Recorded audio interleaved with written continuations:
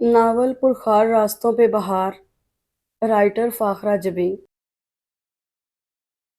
पूरे 5 साल 6 महीने और 27 दिन की बीमारी के बाद उसकी अम्मा अपने नाजुक से वजूद और सफ़ेद चेहरे के साथ इस दारे फ़ानी से कूच कर गईं। और वो जो किताबों सहेलियों और ख्वाबों से हाथ छुड़ाकर अपनी माँ की पट्टी से कई सालों लगी रही, तो अब बिल्कुल खाली हाथ होकर टुकर टुकर अम्मा की खाली चारपाई को देखा करती, या फिर बोलाई बोलाई सी इस 5 मरले के मकान में घूमती फिरती। इस कमरे से उस कमरे, बावर्ची खाने से बरामदों तक और सहन से ड्योढ़ी तक का रास्ता वो दिन में न जाने कितनी बार नापती। फिर थक जाती तो सबज सतूनों से लगकर सहन में फैली धूप को सिमटते और शाम के साए उतरते देखती। पहाड़ सा दिन सरकता तो ये लंबी सी रात आन पड़ती, जिसे अपनी बेख्वाब आंखों से काटते काटते वो पहली अजान के साथ उठ खड़ी होती। क्या सारी मसरूफियात अम्मा के साथ ही थीं? इतने काम थे उनके। सफाई सुथराई झाड़ पोंछ के बाद क्लॉक की सुइयां देखती। अब्बा भी उससे कोई खास हम कलाम तो ना होते थे, बस लगी बंदी बातें। तुमने खाना खा लिया? मेरे लिए एक कप चाय, सुबह के लिए कपड़े तैयार कर देना, वगैरह वगैरह।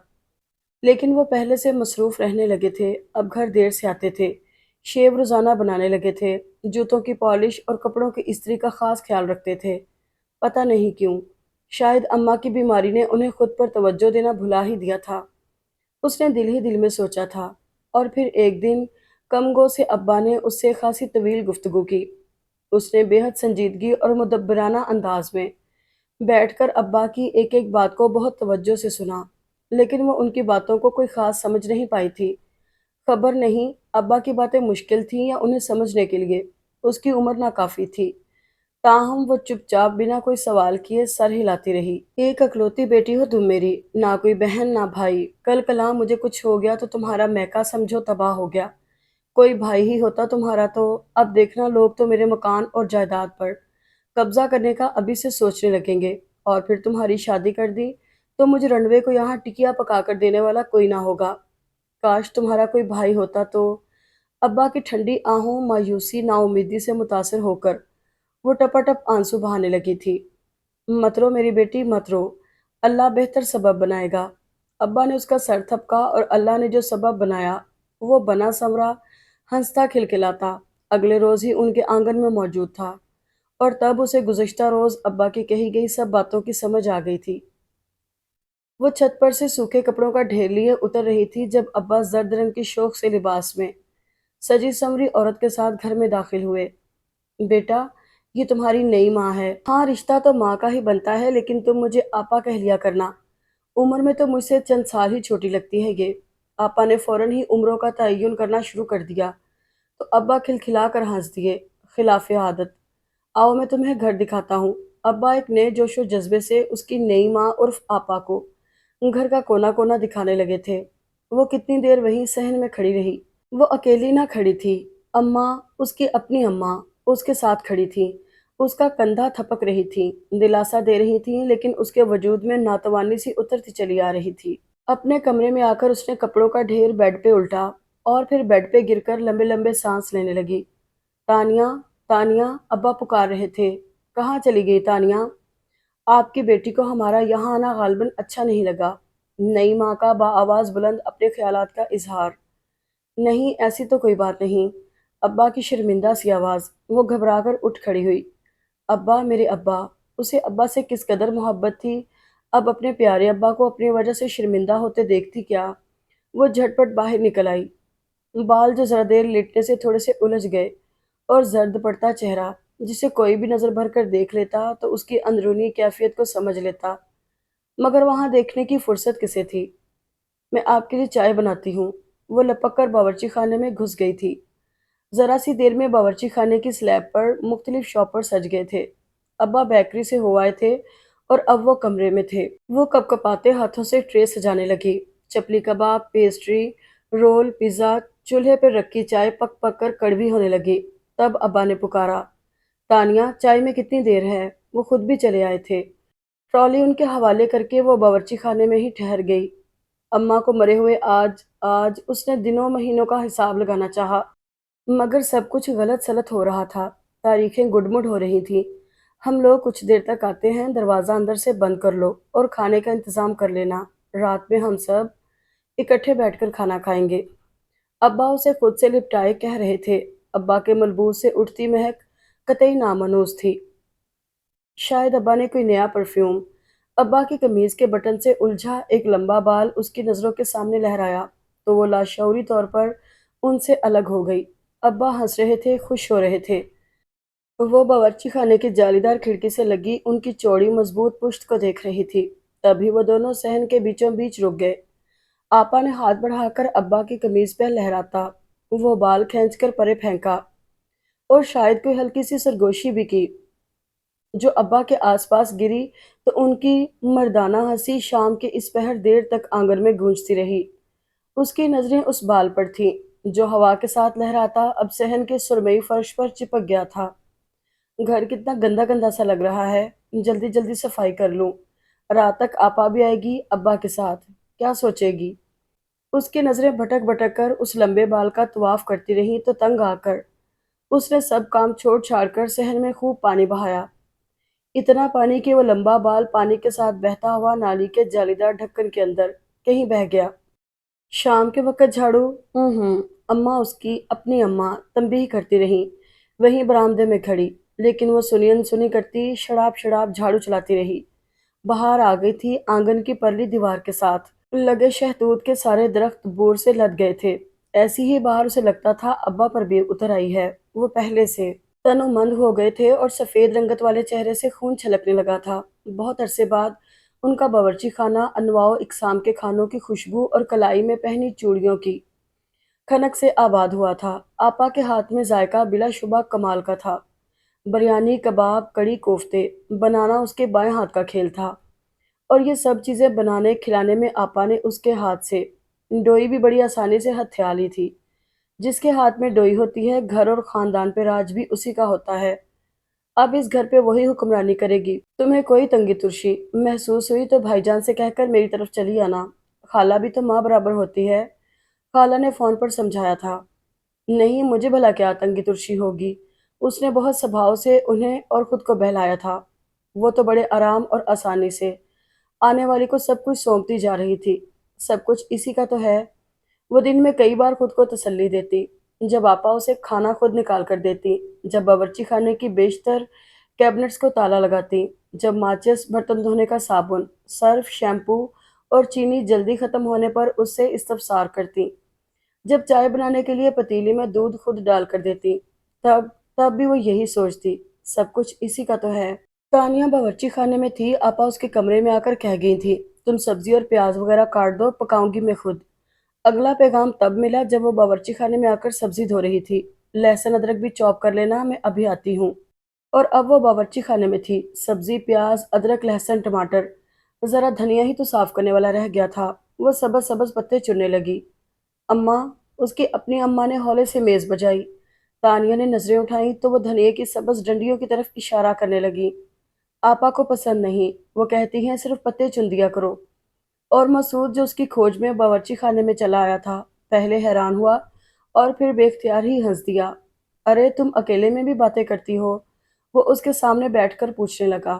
تانیہ نے کوئی جواب نہیں دیا تھا، اور عموماً ایسا ہی ہوتا تھا، وہ جواب میں کچھ نہیں بولتی تھی، صرف مسعود بولتا تھا، اور تانیہ کو وہ لڑکا عجیب لگتا تھا جو ہر چھوٹی سے چھوٹی بات پر کہہ کہا لگاتا تھا، اسے گہری آنکھوں سے دیکھتا تھا۔ وہ آپا کا کزن تھا جو اس کے آنے پر یوں ہی ادھر سے ادھر کھسک جایا کرتی تھی، کبھی کمرے میں گھس جاتی تو کبھی کسی پڑوسن کا حال دریافت کرنے نکل جاتی۔ اور وہ بھی ایسی ہی ایک تنہا سی شام تھی جب مسعود آیا اور آپا کسی کام سے چھت پر چلی گئیں۔ مسعود اپنی ہی کسی بات پر ہنسا اور اسی ہنسی میں وہ تانیہ کے اس قدر قریب چلا آیا کہ تانیہ کو اس سے خوف آنے لگا۔ وہ اتنا لمبا چوڑا تو کبھی بھی نہ تھا، پھر بھی اس لمحے تانیہ کو اپنے چہار جانب پھیلا ہوا محسوس ہوا۔ وہ زرد روح سے اس سے بچنے کی کوشش میں بھاگی تو ابا سامنے کھڑے تھے، عین تانیہ کے سامنے، اور وہ بھاگ کر ان کے سینے میں سما گئی۔ ابا اسے بازوؤں میں بھینچے مسعود کو خون خوار نظروں سے گھورتے رہے، یہاں تک کہ وہ لمبے لمبے ڈگ بھرتا گھر کا بیرونی دروازہ پار کر گیا اور وہ مرے مرے قدم اٹھاتی اپنے کمرے میں آ گئی۔ اس رات اس نے پہلی بار ابا کے کمرے سے ہنسنے اور باتیں کرنے کے سوا کچھ اور آوازوں کو سنا۔ یہ ابا کے دھاڑنے کی آواز تھی اور آپا کی سسکیوں کی، اور اس نے رات کی تاریکی میں دو ناموں کو بار بار سنا تھا، مسعود اور تانیہ۔ وہ اپنے بخار زدہ راشا اترتے بدن پہ کمبل لپیٹے، کانوں پہ ہتھیلیاں جمائے لیٹی تو پھر اگلے کئی روز تک اٹھ نہ سکی تھی۔ مسعود بھی اگلے کئی دن تک گھر میں نظر نہ آیا تھا۔ نیلے آسمان پر سفید مہین سے بادل ٹکڑیوں میں بٹے ہوئے تھے۔ چیل اپنے لمبے پر ساکت کیے فضا میں گول دائرے بنا رہی تھی۔ وہ کتنی دیر آنگن میں چارپائی پہ لیٹی خالی ذہن خالی آنکھوں سے آسمان کو دیکھتی رہی، حتیٰ کہ دروازے پر دوسری بار دستک ہو گئی۔ وہ نہ چاہتے ہوئے اٹھ کر دروازے تک گئی۔ کون؟ میں خاور، آپا بازار گئی ہیں، اس نے کہا، پھر آنے والے کا جواب نہیں سنا، یوں ہی الٹے قدموں لوٹ آئی، اور یہی بات رات کے ہنگامے کا سبب بن گئی تھی۔ وہ کچھ دیر پہلے ہی کھانے کی ٹرے ابا کے کمرے میں پہنچا کر آئی تھی۔ آپا کی طبیعت ناساز تھی، بظاہر تو ہٹی کٹی نظر آتی تھی، خدا جانے کیا مسئلہ تھا۔ سارا دن بازار میں گھومتی رہی، تھک گئی ہوں گی، اس نے وہیں تک سوچا جہاں تک وہ سوچ سکتی تھی، اور پھر جیسے دھواں اٹھتا ہے بہت ہولے آہستگی سے اور پھر بلند ہوتا چلا جاتا ہے، اسی طرح ابا کے کمرے سے اٹھنے والی دھیمی آوازیں شور اور شور سے ہنگامے میں بدل گئی تھیں۔ وہ بھاگ کر اپنے کمرے سے نکلی اور تھر تھر کانپتی ابا کے دروازے سے لگ گئی۔ میرا ماں جایا تھا وہ، جسے دروازے سے ہی الٹے پاؤں لوٹا دیا گیا۔ کیا ہوں میں اس گھر میں؟ کیا حیثیت ہے میری؟ اپنی بیٹی کے کرتوت چھپانے کو مسعود کا داخلہ بند کر دیا، خاور کو دروازے سے اندر نہیں آنے دیا۔ میرا سارا میکا یوں ہی چھڑوا دو گے تم؟ کل کوئی اور آئے گا تو اس پہ کوئی نیا الزام لگ جائے گا۔ ارے دو بول نکاح کے پڑوا کے تانیہ کو رخصت کیوں نہیں کر دیتے؟ اس دو چھٹانگ کی لڑکی کے پیچھے میں تو اپنے سارے رشتے کھو دوں گی۔ وہ ابا کی بات سننے کی منتظر تھی، لیکن ابا شاید تھک گئے تھے، خاموش رہے اتنی دیر تک کہ وہ تھک ہار کر آنگن میں آ بیٹھی۔ چاندنی دیواروں کو اجلا کر رہی تھی، مگر وہ اندھیرے میں گویا چھپی بیٹھی تھی۔ اماں، اس کی اپنی اماں، باہیں پھیلائے دور کھڑی اسے بلاتی رہیں، لیکن اس نے ناراضی سے منہ پھیر لیا۔ بہت چالاک ہیں، ہمیشہ دھوکہ دینے آ جاتی ہیں۔ خاور رفیہ کا بھائی ہے، سگا بھائی، تمہیں چاہیے تھا اسے گھر میں بلا لیتی۔ صبح ناشتہ کرتے وقت ابا نے اسے کہا تھا۔ آپا گھر پہ نہیں تھی تب بھی اس نے بس ایک سوال ہی کیا تھا۔ ابا کو جانے کیا ہوا کہ ہاتھ میں پکڑا سلائس پلیٹ میں پٹک کر ناشتہ مکمل کیے بنا ہی اٹھ گئے، اور اسی روز خاور دوبارہ آیا تھا، یا شاید بلوایا گیا تھا۔ آپا نے دروازہ کھولا، فل پروٹوکول دیا، چائے تانیہ سے بنوائی، پیش بھی اسی نے کی، اور پھر اپنے کاموں سے لگ گئی۔ خاور سارا دن وہاں رہا اور پھر شام کو ابا کے آنے سے پہلے ہی چلا گیا۔ سارے دن میں یہ پہلا لمحہ تھا جب تانیہ نے کھل کر سانس لی تھی، اور پھر خاور اکثر ہی آنے لگا تھا، کبھی آپا کو پھل دینے، کبھی دوائیاں پہنچانے، کبھی اس کا بلڈ پریشر چیک کرنے۔ ایک روز اسے بھی آفر کر دی، آؤ تمہارا بلڈ پریشر بھی چیک کر دوں۔ وہ جو آپا کو پانی کا گلاس دینے آئی تھی گھبرا کر پلٹ گئی۔ آپا نے کھلکھلا کر کہا لگایا، خود وہ جوں کا توں سنجیدہ بیٹھا تھا۔ وہ ایسا ہی تھا، مسعود کی طرح بار بار کہا نہیں لگاتا تھا، بس دھیمے سے مسکراتا تھا۔ بس اس کی آنکھیں، سرخ ڈوروں والی زرد سی آنکھیں، تانیہ کو بے حد بری لگتی تھیں۔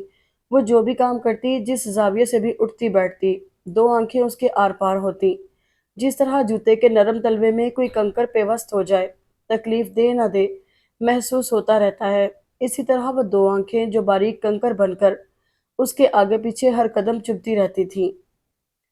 آپا کمر پہ ہاتھ رکھے ہائے وائے کرتی اس کے قریب سے گزر کر کمرے میں غائب ہو گئی تھی۔ آج کل تو کوئی کام نہیں کرتی، بس کھا کھا کر موٹی ہوئی جا رہی ہیں۔ اس نے پتہ نہیں کس لے میں خالہ سے کہہ دیا تھا، لو، تم سا معصوم بھی کوئی ہوگا بنو، تمہارے باپ کا نیا بچہ پیدا کرنے والی ہے وہ، میری مانو تو یہاں آ جاؤ میرے پاس، اسے تو بچے کا بہانہ مل جائے گا، تمہیں خوب ہی رگڑا لگے گا، ان دونوں کی چاکری کے ساتھ ساتھ بچے کی دیکھ بھال بھی تمہارے سر آ جائے گی۔ میری تو سمجھ میں نہیں آتا بھائی جان اب تمہارے بارے میں کچھ سوچتے کیوں نہیں؟ اس نے آہستگی سے فون رکھ دیا۔ خالہ کے چار بیٹے تھے، وہ اسے بہو بنانے کی خواہش مند بھی تھی، لیکن ابا کہتے تھے تمہاری خالہ بے حد لالچی اور حریص عورت ہے، پہلے تمہیں اور دو لڑکوں کا جہیز ہتھیائے گی، بعد میں جائیداد بٹورنے کے منصوبے بنانے لگے گی۔ اور میں بھی کتنی نادان ہوں، خالہ کہیں تو وہ سچی لگتی ہیں، ابا کی سنوں تو وہ بھی درست، پتہ نہیں لوگوں کی پہچان کیسے کرتے ہیں۔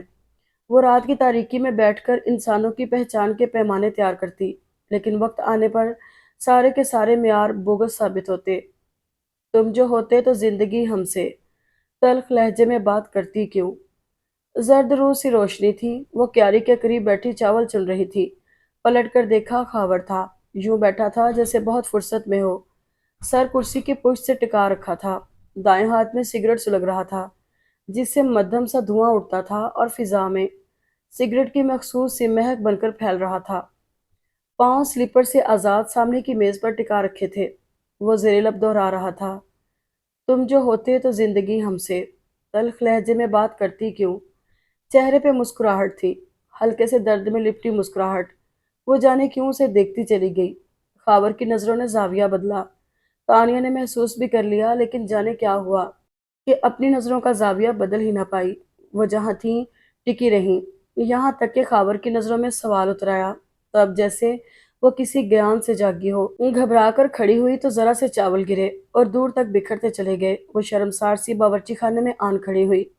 क्या जरूरत थी एक गैर मर्द को इतनी गहरी निगाह से देखने की? अम्मा ने घुरका था। एक तो ये हर वक्त पहरेदार बनी फिरती है मेरी। पता नहीं अम्मा पे गुस्सा था या खुद पे। बुड़बुड़ाती हुई चूल्हे की तेज आंच पे प्याज भूनने लगी।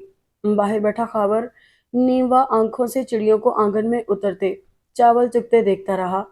सिगरेट जलकर बुझ गया था, लेकिन मुस्कुराहट थी कि उसके होंठों पे सुलगे जा रही थी। ढेर सारा काम था, सारा निपटा लिया, खुद को खूब थकाया कि बिस्तर पे जाते ही नींद आ जाए। दिल जो सोचना चाह रहा है, ना सोचे, ना दोहराए। लेकिन कमरे में आकर नरम बिस्तर पे कई करवटें बदलने के बाद भी नींद नहीं आना था, ना आई। यहाँ तक कि उसने बेबस होकर खुद को आजाद छोड़ दिया। आंखों ने जो देखा था, कई बार सोचा। दिल वैसे धड़का जैसे शाम को धड़का था, उस पल, उस लम्हे, जब उसके वजूद को खावर ने अपनी नजरों के हिसार में लिया था। जब दोनों की आंखें चार हुईं, जब खावर की पुरख्याल सुर्खी माइल आंखों में उसके लिए सवाल उभरा था, जब उसने खावर के चेहरे के एक एक नक्श को घड़ी भर के लिए बहुत वजाहत से देखा था, और जब से उसकी आवाज कानों में बार बार गूंजती थी। बाज मर्दों की आवाज कितनी खूबसूरत होती है। पता नहीं उस जर्द रू शाम का फसूं था या उसकी कच्ची उम्र का। उस रात बहरहाल उसने खावर को बारहा सोचा था, और फिर उसने खावर से भागना छोड़ दिया। उसका देखना भी अब बुरा न लगता था। बस घबराती और शर्माती थी। उसकी तरफ देखने से कतराती थी। और कभी वो बराह रास्त उसे देखता, उससे बात करता, तो उसकी जान पे बनाती थी। उस रोज आपा के कहने पर वो खावर के लिए चाय बनाकर लाई, तो खावर ने हाथ में पकड़ा सिगरेट का एक लंबा कश लेने के बाद एशट्रे में मसलते हुए उसे पुकारा, तानिया। वो चौंक कर मुड़ी। आओ तुम्हारा हाथ देखूं। आपको हाथ देखना आता है? ये पहला जुमला था शायद जो उसने खावर से बोला था। ठीक ठाक देखना आता है। आओ यहाँ बैठो। खावर ने कुर्सी घसीट कर अपने मुकाबल रखी। वो कदरे झिझकते हुए बैठ गई। अपनी हथेलियां उसके सामने फैला दी। कोरी बेदाग नर्म गुदाज गुलाबी हथेलियां, जिन्हें खावर ने कई लम्हे नजरों के हिसार में रखा। फिर एकदम ही खावर का मजबूत सांवला खुरदरी हथेली वाला हाथ उसके हाथ के नीचे आ ठहरा। वो जरा सा कपकपाई, चौंक कर निगाह उठाई। खावर के दिल में क्या है उसके चेहरे से अंदाजा न कर पाई थी। खावर ने अंगूठे से उसकी हथेली पे बिखरी महीन सी लकीरों को छुआ तो तानिया का दिल पिघल कर पूरे वजूद में धड़कने लगा था। तभी हल्की सी आहट हुई। उन दोनों ने सर उठाया। अब्बा चंद कदम के फासले पर अब्बा चंद कदम के फासले पर खड़े थे। उनके चेहरे और आंखों में क्या था, उन दोनों को समझने में देर न लगी। तानिया ने फौरन चाहा कि अब्बा पर वाजे कर दे। अब्बा, खावर मेरा हाथ देख रहे हैं, मुस्तकबिल की बातें बताएंगे। लेकिन खावर ने यूं बिदक कर उसका हाथ छोड़ा कि वो जहां की तहां बैठी रह गई। असूलन खावर को अब्बा को सलाम करना चाहिए था, लेकिन उसके हलक से आवाज न निकली थी। नजरें चुराकर लंबे लंबे डग भरता बैरूनी दरवाजा पार कर गया।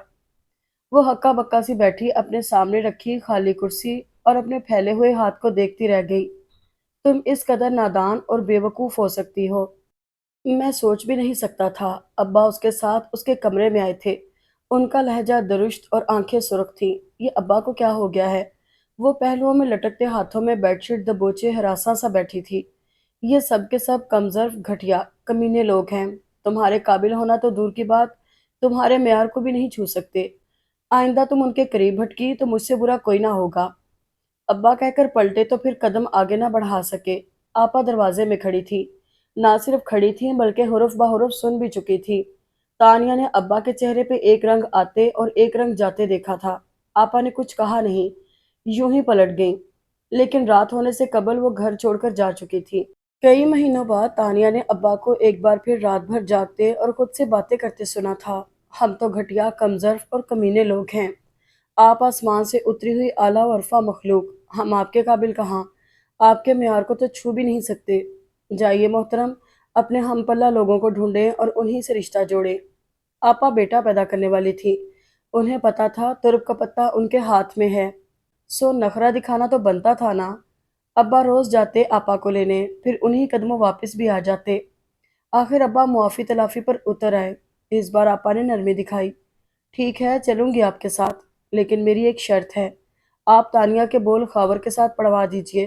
دیکھیے میاں، ہمارے درمیان جب بھی جھگڑا ہوا ہے اسی تانیہ کی وجہ سے، جب تک وہ اس گھر میں ہے یہ مسئلے مسائل نکلتے ہی رہیں گے۔ وہ اپنے گھر کی ہو جائے گی تو آپ بھی سکون سے ہم ماں بیٹے کی دیکھ بھال کر سکیں گے۔ اور ویسے بھی تانیہ خاور سے محبت کرتی ہے، خاور بھی اسے نگاہوں سے اوجھل نہیں ہونے دیتا۔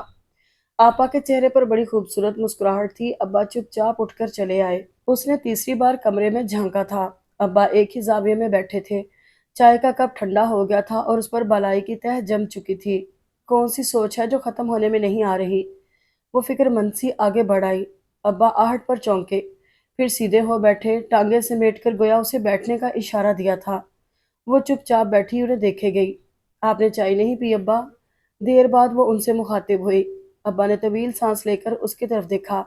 وہ بولے تو یوں گویا اس کی بات سنی ہی نہ ہو۔ یہ بہت عجیب سا خاندان ہے، عورتیں گھر کا خرچ چلاتی ہیں اور مرد گھروں میں ہاتھ پہ ہاتھ رکھے مفت کی روٹیاں توڑتے ہیں۔ میری مجبوری تھی، میں پھنس گیا۔ اس عمر میں کوئی مناسب رشتہ مل جانا کوئی ایسی آسان بات نہیں تھی، اور تمہارا رشتہ اس خاندان سے جوڑنا، انہوں نے قطعی انداز میں سر جھٹکا۔ سوال ہی پیدا نہیں ہوتا۔ تمہارے سامنے کوئی مجبوری نہیں کہ تم اپنے سے دگنی عمر کے مرد کو اپنے لیے منتخب کرو۔ ابا پھر خاموش ہو گئے۔ اس کا دل چاہا کہہ دے، میں نے کب کسی کو منتخب کیا ہے، لیکن وہی کم ہمتی، کم حوصلگی ہونٹوں پہ آئی بات بھی نہ کہہ پائی۔ ایسا کرو، اپنا سامان باندھ لو۔ ہیں؟ اس نے چونک کر ابا کو دیکھا۔ بلکہ سامان کیا، ایک بیگ میں چند جوڑے رکھ لو، میں چاہتا ہوں تم ان لوگوں کے سائے سے بھی دور رہو۔ سریا کو میں لائن پر لے آؤں گا، اس کے نام نہاد رشتہ داروں سے بھی جان چھڑوا لوں گا، بس ذرا بچہ پیدا ہو جائے۔ بچہ باندھ لیتا ہے عورت کو، اور پھر بیٹا ہو تو ماں کو ہلنے بھی نہیں دیتا۔ ابا اسے کہتے کہتے خود سے کہنے لگے تو وہ اٹھ کر اپنے کمرے میں آ گئی۔ چند جوڑے کیوں رکھ لوں؟ ابا مجھے کہاں لے جائیں گے؟ کسی دارالمان میں، گرلز ہاسٹل میں، عیدی ہوم، یا ہو سکتا ہے سامان سمیت کسی نہر میں دھکا دے آئیں، یا کسی ریل کی پٹری پر۔ آنسو ٹپٹپ بہنے لگے۔ اماں کے مرنے کے بعد وہ پہلی بار یوں بے بس ہو کر روئی تھی، جو ابھی اس دنیا میں آیا بھی نہیں۔ اس کے لیے اتنی چاہت کہ مجھے اس گھر سے نکال رہے ہیں۔ نہیں آتی آپا تو نہ آئے، میری بلا سے میں کیوں سامان باندھوں؟ پر ابا کو تو اب انہی کی پرواہ ہے، میں کون ہوں ان کی؟ وہ بلک بلک کر روتی رہی۔ اماں پائنتی کی طرف آ بیٹھی۔ اس نے ان کی کوئی تسلی، کوئی دلاسا نہ سنا، الٹا شکوہ کرتی رہی۔ کیا ضرورت تھی اتنی جلدی مرنے کی؟ میرا خیال بھی نہ کیا۔ اب دیکھ لیں کیا ہو رہا ہے میرے ساتھ۔ مائیں زندہ نہ رہیں تو باپ بھی باپ نہیں رہتے۔ اسے ابا سے شدید نفرت محسوس ہو رہی تھی، انہی ابا سے جنہیں وہ ہمیشہ پیارے ابا کہا کرتی تھی۔ یوں ہی سسکتے بلکتے رات گزر گئی۔ صبح گھڑی بھر کے لیے آنکھ لگی کہ ابا سر پہ آ کھڑے ہوئے۔ بیگ کھلا پڑا تھا، ایک دم خالی۔ اوفو، کہا بھی تھا۔ خیر چلو، اب گاڑی نکل جائے گی۔ جھٹپٹے کا وقت تھا جب وہ ابا کے ساتھ گھر سے نکل آئی، اتنی اجلت میں کہ پلٹ کر تسلی سے اپنے گھر کو ایک نظر دیکھ بھی نہ سکی، کوئی یاد نہ سمیٹی، کوئی احساس نہ چرایا، یوں ہی نکل آئی خالی ہاتھ۔ اس زردرو شام کا فسوں بھی وہیں کہیں طاق پہ دھر آئی۔ خاور اور اس کی مدھر آواز کا جادو، اس کی کھردری ہتھیلی کا لمس، سب کچھ پیچھے رہ گیا۔ تم جو ہوتے تو زندگی ہم سے، تلخ لہجے میں بات کرتی کیوں؟ اماں دروازے کی چوکھٹ پر بیٹھی تھی، شاید وہیں رہ گئی۔ اس نے آس پاس نظر دوڑائی، اونگتے جاگتے مسافروں میں کہیں دکھائی نہ دی۔ اس نے تھک کر کھڑکی سے سر ٹکا دیا۔ باہر بھاگتے دوڑتے مناظر کو دیکھ کر اس کی آنکھیں تھکنے لگی تو خاموشی سے آنکھیں بند کر لی۔ اس کے برابر بیٹھے ابا اسے الگ تھلگ خاموش بت بنے بیٹھے تھے۔ بہت ہی خوبصورت بنگلوں کی ایک طویل قطار تھی، جن میں سے ایک بنگلے میں ابا اسے لے کر داخل ہوئے تھے۔ یہاں کل رات غالباً خوب ہی بارش ہوئی تھی، ہر چیز نم آلود تھی، درخت، پھول پودے پتے دीवारें زمین بالکل بھیگی ہوئی، وہ گویا کسی حیرت گدے میں کھڑی تھی۔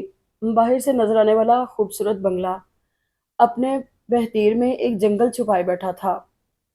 یہ لمبی لمبی گھاس، خودرو جنگلی بیلیں، درختوں پودوں کی بے ترتیب بڑھی ہوئی شاخیں، گھاس تھی کہ پختہ روش کو بڑے کروفر سے چھپائے کھڑی تھی۔ برآمدے کی ڈھلوانی چھت کو سبز بیلوں نے پوری طرح چھپا دیا تھا۔ نازک شاخیں نیچے تک لٹک رہی تھیں اور انہی شاخوں سے پرے ایک خاتون اپنے سامنے کھڑے ملازم پہ گرج برس رہی تھی۔ 6 سالوں سے ہر کسی کی غمی خوشی شادی موت کا خیال رکھا، مہینہ ختم ہونے سے پہلے روپے ٹرانسفر کر دیتی تھی کہ تنخواہ میں دیر نہ ہو، اور تم لوگوں نے یہ حال کیا میرے گھر کا، وہ چلا رہی تھی اور ملازم مؤدب سن رہے تھے۔ ہر چیز کا خیال رکھا ہے، صرف مالی چھٹی پر تھا، اسی لیے۔ کب سے چھٹی پر تھا؟ میرے خیال میں تو وہ ان 6 سالوں میں 6 بار بھی یہاں نہیں آیا ہوگا۔ اس کی مستقل چھٹی کرو، نیا مالی بلاؤ اور مجھے ایک ہفتے کے اندر اندر۔ پتہ نہیں کون ہیں؟ ابا ایک طرف خاموشی سے کھڑے تھے، تانیہ ان کی باتوں سے دھیان ہٹا کر ایک بار پھر بنگلے کا جائزہ لینے لگی تھی۔ ارے تم! ان خاتون کی حیرت بھری آواز پر وہ چونک کر مڑی۔ آؤ اندر آؤ۔ وہ بے حد حیرت سے بے اختیار ہی ان لوگوں تک آئیں، ایک دم سے پلٹیں اور کسی دروازے سے اندر غائب ہو گئیں۔ ملازم تتر بتتر ہو گئے۔ ابا چند لمحے وہیں کھڑے اپنے ہاتھ مسلتے رہے، پھر ہولے سے کھنکارتے ہوئے کمرے میں چلے گئے۔ اس نے اپنے وجود میں تھکاوٹ اترتی محسوس کی تو وہیں رکھی ایک کرسی پر ڈھہ سی گئی۔ 6 گھنٹوں کے طویل سفر نے اسے اس قدر تھکا دیا تھا کہ ذہن کچھ بھی سوچنے سے قاصر لگ رہا تھا۔ وہ کرسی کی پشت پر سر گرائے لان نما جنگل میں پھدکتی گلہریوں اور اڑتی ہوئی تتریوں کو دیکھتی رہی۔ ایک لمبا سا کیچوا برآمدے کی سیڑھی کے پاس بہت آہستہ آہستہ رینگ رہا تھا۔ وہ چند لمحے اسے دیکھتی رہی، پھر کراہت سے نظریں پھیر لیں۔ بارش کے باسی پانی کی خوشبو اس کے آس پاس چکراتی پھر رہی تھی۔ ابا اندر جا کر جانے کہاں غائب ہو گئے تھے۔ اس نے بمشکل اپنے وجود کو کرسی سے اٹھایا۔ اندرونی دروازہ کھولنے سے پہلے ہی اس نے سن لیا تھا۔ ہوں تو شادی کر لی تم نے؟ خاتون پوچھ رہی تھی۔ مجبوری بن گئی تھی، ابا کا جواب۔ تانیہ نے ذرا سا دروازہ کھول کر جھری سے اندر جھانکا۔ ابا سر جھکائے بیٹھے تھے۔ خاتون بڑے مغرور سے انداز میں انہیں دیکھ رہی تھی۔ مرد بہت جلدی مجبور ہو جاتا ہے۔ ابا کچھ نہ بولے تھے، بس پھیکی سی ہنسی کو لبوں پہ پھیلتے دیکھ کر اس نے دروازہ دوبارہ بند کر دیا۔ میں تانیہ کو آپ کے پاس چھوڑنے آیا ہوں، ہو سکے تو دنیا داری کا کچھ سبق اسے بھی پڑھا دیں۔ صاف سلیٹ کی مانند ہے، سیکھنے کی عمر آئی تو اسما بستر سے جا لگی تھی۔ نئی ماں کو دنیا داری کا سبق نہیں آتا، وہ پڑھا دیتی۔ خاتون کا کروفر۔ تانیہ کا دل چڑیا کے بچے کی طرح سہم گیا تھا۔ وہ ضرورت سے زیادہ پڑی ہوئی ہے۔ ابا طویلیں گھڑ رہے تھے۔ وہ پلٹی اور دوبارہ سے کرسی پہ ڈھہ گئی۔ تھوڑی دیر بعد ابا برآمد ہوئے۔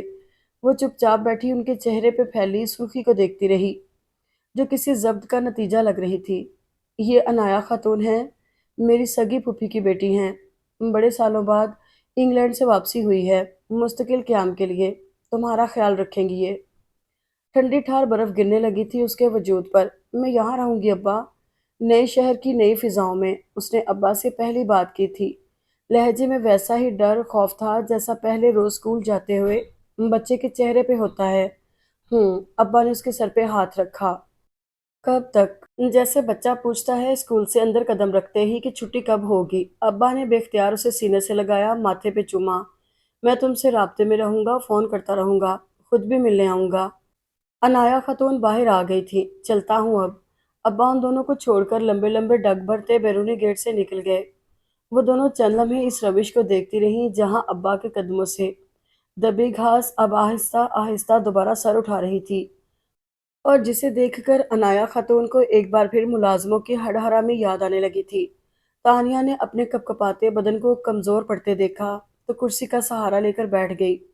عنایا خاتون نے ایک نظر اسے دیکھا اور پھر تیز تیز قدموں سے چلتی اندر چلی گئی۔ پتہ نہیں وہ کتنی دیر اونگتی رہی۔ آنکھ کھلی تو ملازمہ اس کے سر پہ کھڑی تھی۔ عنایا خاتون بلا رہی ہیں، کھانا تیار ہے، کھا لیجئے۔ تانیہ چپ چاپ اس کی رہنمائی میں پہلے واش روم اور پھر کھانے کی میز تک جا پہنچی۔ روٹی، سالن، چاول اور کباب۔ میرے دسترخوان پہ ایک وقت میں ایک ہی ڈش بنتی ہے۔ تمہارا پہلا کھانا تھا آج، اس لیے کچھ اہتمام کر لیا ہے۔ تانیہ نے بڑی توجہ سے انہیں سنا۔ ان کے لہجے سے کچھ اندازہ نہیں ہوتا تھا کہ کس ٹون میں بول رہی ہیں۔ ملازمہ رائتہ اور سلاد بھی رکھ گئی۔ اسی دوران اسے محسوس ہوا جیسے عنایا خاتون بڑے دھیان سے اسے دیکھ رہی ہیں۔ اپنی پلیٹ میں چاول ڈالتے ہوئے اس کا ہاتھ کپ کپایا اور کچھ چاول میز پر گر گئے۔ تانیہ نے فوراً نگاہ اٹھا کر دیکھا، وہ واقعی اپنی نظریں اس پہ گاڑے بیٹھی تھی۔ قد اپنے باپ کا لیا ہے تم نے، اور رنگ روپ اپنی ماں کا۔ اچھی بھلی خاتون تھی وہ۔ ایک آدھ بار ملی تھی میں ان سے، اور اس کے بعد ایک لمبی سرد آہ۔ کھانا کھانے کے بعد وہ کسی سے فون پر مصروف ہو گئی، وہ بھی وہیں ایک صوفے پر ٹک گئی۔ یہ پہلا موقع تھا کہ تانیہ نے عنایا خاتون پر توجہ کی تھی۔ وہ خوبصورت تھیں، بلکہ نہیں، وہ بہت خوبصورت تھیں۔ لمبا سا قد، بے حد سے ڈول جسم، ہاتھ پاؤں نازک، چہرے کے نقوش متناسب اور جاذب نظر، بال بھورے رنگ میں رنگے ہوئے، سب ٹھیک تھا۔ بس وہ چڑچڑے پن اور بدمزاجی کا تاثر تھا جو ان کی شخصیت کی ساری خوبصورتی پر حاوی تھا۔ کم عمر لگ سکتی تھی، مگر سوٹ کی ہم رنگ شال یوں بکل مار کر اوڑھ رکھی تھی کہ اپنی اصل عمر سے 4-5 سال بڑی ہی دکھتی تھی۔ وہ انہیں دیکھنے میں یوں محو ہوئی کہ پھر ادھر ادھر کی سدھ بدھ نہ رہی۔ خیال ہی نہ رہا کہ کب ٹانگیں سمیٹ کر صوفے پہ رکھی، کب بازو اپنے داہنے گال تلے رکھے اور کب گہری نیند میں کھو گئی۔ پچھلی رات کی جاگی ہوئی اور پھر سفر کی تھکان۔ ارے، یہ لڑکی تو بہت ہی لاپرواہ اور کاہل لگتی ہے۔ دیکھو ذرا، بیٹھے بیٹھے ہی خراٹے لینے لگی۔ کسی نے اسے چادر اوڑھائی۔ عنایا خاتون کے چبھتے ہوئے لہجے میں اظہار خیال کو بھی اس نے کہیں دور سے سنا، پر آنکھیں تھیں کہ کھلنے پہ راضی ہی نہ تھیں۔ وہیں پڑے گہری نیند سوتی رہی، یہاں تک کہ سارا بنگلہ رات کی تاریکی میں ڈوب کر پہلے سے زیادہ وحشت ناک لگنے لگا تھا۔ ڈنر کے بعد ملازمہ اسے اس کمرے میں لے آئی جو اس کے لیے مخصوص کیا گیا تھا۔ سنو، ایک کپ چائے مل سکتی ہے؟ اس نے قدرے جھجک کر کہا تھا۔ چائے بھی مل سکتی ہے، کافی بھی۔ آپ کیا لینا پسند کریں گی؟ بس چائے۔ میں ابھی لے آتی ہوں۔ اور پھر وہ چائے لائی تو ساتھ میں ہدایات کا ایک پرندہ بھی تھا۔ 9 بجے کے بعد بنگلے کی بتیاں بجھا دی جاتی ہیں۔ یہ عنایا خاتون کے سونے کا وقت ہوتا ہے، اس لیے وہ کسی قسم کا شور اور ہنگامہ پسند نہیں کرتی۔ رات کے وقت آپ ٹی وی نہیں دیکھ سکیں گی، کیونکہ آپ کا کمرہ عنایا خاتون کے برابر میں ہے۔ وہ آوازوں سے ڈسٹرب ہو سکتی ہیں۔ عنایا خاتون کے کمرے میں ان کی اجازت کے بغیر جانا منع ہے، بلکہ یوں سمجھیں وہ اپنے کمرے میں دوسروں کی آمد و رفت کو بالکل پسند نہیں کرتی۔ رٹے رٹائے جملے ایک ایک کر کے اس کی طرف اچھالنے کے بعد ملازمہ چلی گئی تھی۔ وہ اس لگژری روم میں اکیلی تھی، بالکل اکیلی اور اداس بھی۔ آنکھیں بالکل خشک تھیں، دل دماغ بالکل خالی ویران۔ اس نے بدقت خود کو کچھ سوچنے پر آمادہ کیا۔ ابا گھر پہنچ گئے ہوں گے، بلکہ شاید آپا کو بھی لے آئے ہوں گے۔ بہت آہستگی سے کھڑکی کھول کر وہ چوکھٹ پہ جم گئی۔ رات کے اس پہر چلنے والی ہوا خنک تھی۔ دوپٹہ اچھی طرح اپنے گرد لپیٹتے ہوئے اس نے پھر دانستہ سوچا، ابا کو میرے بغیر گھر کیسا لگ رہا ہوگا؟ کیا آج بھی رات بھر جاگتے خود سے باتیں کرتے رہیں گے؟ ابا کی اداسی کو محسوس کر کے اس کی پلکیں بھیگنے لگیں۔ کھڑکی بند کر کے وہ بستر پہ آ لیٹی۔ اجنبی چھت، نامانوس دیواریں، وہ چت لیٹی، پلکیں جھپکتی رہی۔ شام میں طویل نیند لے لی تھی، اب رات بھر نیند نہیں آنی تھی، اسے اچھی طرح معلوم تھا۔ صبح اٹھ کر وقت پہ ناشتہ کر لیا کرو۔ مڈل کلاس لوگوں کی طرح سارا دن گھر میں چولہا جلتا رہے، مجھے اچھا نہیں لگتا۔ رات بھر جاگنے کے بعد آخری پہر آنکھ لگی تھی تو صبح کھلتی کیسے؟ دیر سے جاگی تھی، سو ناشتے میں بھی دیر ہو گئی۔ ابھی تو پہلا نوالا ہی منہ میں ڈالا تھا کہ عنایا خاتون کی سرد اور سپاٹ سی آواز کانوں میں پڑی، جیسے ہموار سڑک پہ ننھے ننھے پتھر دور تک لڑکتے ہوئے چلے جائیں۔ نوالا اس کے حلق میں پھنسنے لگا تھا۔ جھٹ سے پانی کا گلاس منہ کو لگایا، کن اکھیوں سے انہیں دیکھا۔ وہ بغور صفائی ستھرائی کا جائزہ لے رہی تھی۔ دیواریں، دروازے، کھڑکیاں، کرسیاں، میز، مصنوعی آرائشی پودے، تصاویر ایک ایک چیز کو چھو رہی تھی۔ یوں ہی دیکھتے دیکھتے وہ باہر نکل گئیں۔ پانی کا گلاس منہ سے ہٹایا تو ناشتے کی پلیٹ بھی پرے کھسکا دی۔ ملازمہ نے حیرت سے اسے دیکھا۔ وہ جواباً مسکرا بھی نہ سکی۔ ابا نے کہا تھا فون کروں گا، رابطے میں رہوں گا۔ پتہ نہیں کب کریں گے فون، کہیں بھول ہی نہ گئے ہوں۔ وہ ہاتھ پہ ہاتھ دھرے بیٹھی تھی جب عنایا خاتون اندر آئیں اور اسے یوں بیٹھے دیکھ کر چڑ سی گئیں۔ دیکھو لڑکی، ہاں کیا نام ہے تمہارا؟ اپنے ماتھے پہ انگلی بجاتے ہوئے انہوں نے اپنی یادداشت کو کھنگالا۔ تانیہ، وہ ہولے سے بولی۔ ہاں تانیہ، دیکھو بچی، میں تمہیں بہت زیادہ وقت نہیں دے پاؤں گی، بڑے عرصے بعد یہاں آئی ہوں، بہت کام کرنا ہے مجھے، پرانے دوستوں سے ملنا ہے، آرٹ کا کچھ کام ہے، کچھ کولیگز کے ساتھ ڈسکشنز، ایک بوتیک سٹارٹ کرنے کا ارادہ ہے، پھر گھر کا بکھیڑا، تم اپنے لیے خود ایکٹیویٹیز تلاش کرو، گھر کے اندر گھر سے باہر، کوکنگ میں دلچسپی ہے تو اس کی کلاسز لے لو، फ्लावर मेकिंग, सेल्फ ग्रूमिंग, सब तुम पर है। मैं सिर्फ इतना कर सकती हूँ कि गाड़ी और ड्राइवर तुम्हारे हवाले कर दूँ। विजिट करो, पसंद करो, जहाँ एडमिशन लेना हो बता दो, मैं तुम्हारे साथ चली जाऊंगी। मैं कब तक यहाँ रहूंगी? इतनी लंबी गुफ्तगू के जवाब में उसका यह सवाल। अनाया खातून के चेहरे पे बरहमी देखकर उसे अपनी गलती का बेतहाशा एहसास हुआ था। मेरा मतलब है, तुम्हारे बाप ने तुम्हें नहीं बताया? नहीं, उन्होंने मुझे कुछ नहीं बताया। वक्त करीब था कि वो रो देती। अनाया खातून तवील सांस लेकर सीधी हो बैठी और बगौर उसे देखने लगी। बहुत कम उम्र हो तुम। तुम्हारे अब्बा कह रहे थे तुम्हें दुनियादारी का कुछ तरीका सलीका समझा दूं। दरिया के पानी में उतरे तो ही उसकी गहराई का अंदाजा हो पाता है। तुम दुनिया में निकलोगी तो दुनियादारी भी सीख जाओगी। ड्राइंग रूम में बैठकर पढ़ाए गए सबक वक्त आने पर नाकारा साबित होते हैं। बाहर का मौसम करीब था। लालियों का नया जोड़ा उतरा था। बंगले की आखिरी दीवार के साथ सर्वेंट क्वार्टर के रोशनदान की जालियों में घुसते निकलते इन परिंदों को देखकर उसे बारहा अपना घर याद आया था। बरामदे के जालीदार रोशनदानों में चिड़ियों ने कई घोंसले बना रखे थे।